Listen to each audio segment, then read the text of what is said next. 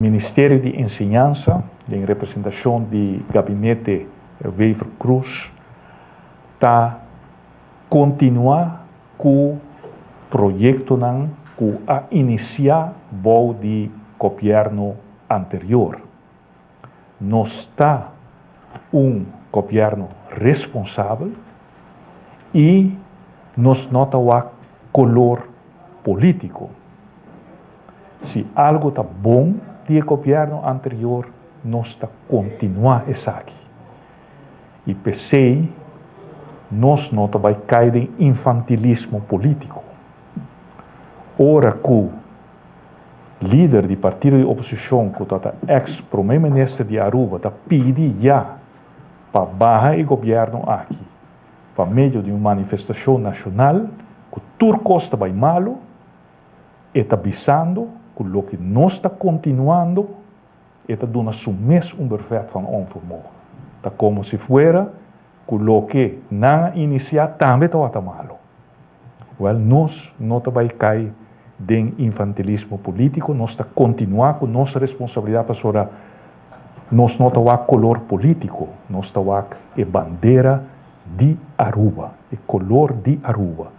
Pensei dia 18 de março, que está dentro da porta, nós queremos invitar a inteiro pueblo para celebrar o dia aqui, com o fervor de servir para Aruba, de servir o color de nossa bandeira e põe banda tour infantilismo político e van unir para defender interesse de Pida Barranca aqui. Esse é o dia de himno e bandeira. Onde nós põe banda tour outro interesse de partido político e está focus riba interesse general, interesse de Aruba.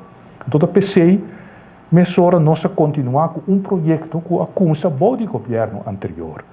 E me por apresentar a ver que, de novo, de parte da gemeente Den Haag, a acordar que nosso ministério tem confiança da forma como nós estamos manejando o Ministério de Enseñanza, lo sigue com o projeto de fietsonderwijs.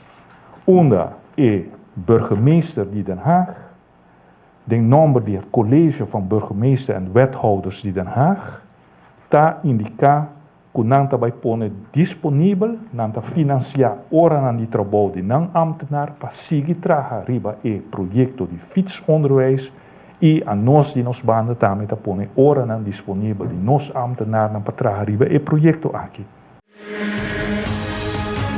Essa aqui está é Arubiano, o website